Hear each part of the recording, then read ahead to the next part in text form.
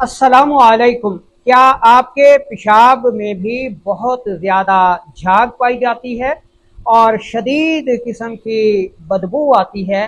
तो ये अलामत इंतहाई ख़तरनाक है और इसे नज़रअंदाज करना आपके गुर्दों को तबाह कर सकता है।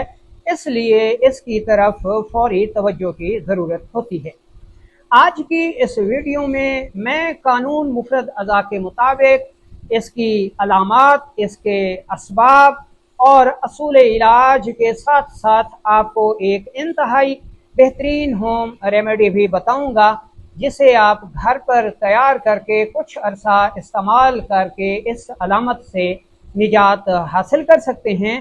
तो चलते हैं बिना किसी देर के और शुरू करते हैं आज की इस इंटरेस्टिंग वीडियो को। सबसे पहले हम इस मर्ज की अलामात को बयान कर लेते हैं ताकि आपको इसकी पहचान में आसानी रहे। सबसे बड़ी अलामत पेशाब में बहुत ज़्यादा झाग का पाया जाना और देर तक कायम रहना। उसके अलावा पेशाब से शदीद किस्म की बदबू का आना, पेशाब का भारी होना, जलन और दर्द के साथ आना, सुबह उठते वक्त आँखों और पाँव पे वरम का होना और पूरे जिस्म पर शदीद किस्म की खारिश और जिस्म से बदबू का आना इस मर्ज की अहम तरीन अलामात हैं। असबाब की बात की जाए तो कानून मुफरद अज़ा के मुताबिक जिगर व गुदद में गैर तबाई तहरीक से दिमाग व आसाब में गैर तबाई तस्कीन हो जाती है और कल्ब उज़लात में गैर तबाई तहलील से प्रोटीन जलकर पेशाब के रास्ते अखराज पाना शुरू कर देती है।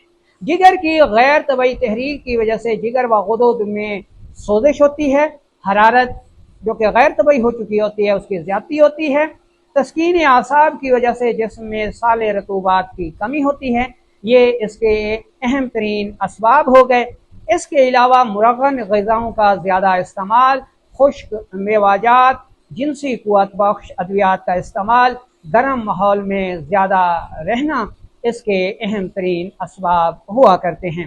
तशख़ीस की बात की जाए तो ऐसे मरीज़ों की नब्ज़ गुद्दी उज़लाती से गुद्दी आसाबी होती है, 3 से 4 उंगलियों पर हरकत में तेज़ और कवाम में नरम होती है, दबाने से दब जाती है।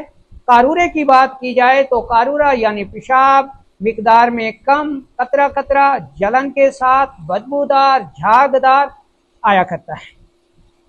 अब चलते हैं असूल इलाज की तरफ। तो ये मर्ज अगर गुद्दी उज़लाती तहरीक का हो तो गुद्दी आसाबी से आसाबी गुद्दी अद्वियात में इलाज करें, और अगर ये मर्ज गुद्दी आसाबी तहरीक में हो तो आसाबी गुद्दी, आसाबी उज़लाती और बाज़ औक़ात उज़लाती आसाबी तहरीक में जाकर भी इसका इलाज करना पड़ता है। परहेज़ की बात करें तो गर्म ग़िज़ाएँ, अंडा हो गया, मेथी हो गई, पालक हो गई, करेला हो गया, बकरे का गोश्त हो गया, मुरगन ग़िज़ाएँ हो गई, इनका इस्तेमाल छोड़ दें और उसकी जगह इस तरफ या इस तरफ दिखाई जाने वाली ग़िज़ाएँ जो कि आसाबी ग़िज़ाएँ हैं, बलगमी ग़िज़ाएँ हैं, इनका इस्तेमाल ज़्यादा करें।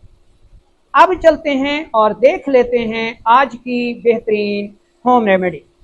इस मकसद के लिए आपने टिक्की या मल्तास लेनी है 5 अदद, सौंफ लेने हैं 2 ग्राम और सना मक्खी लेनी है 2 ग्राम, गुले सुर्ख यानी गुलाब के फूल लेने हैं 3 ग्राम और गुड़ लेना है 2 ग्राम।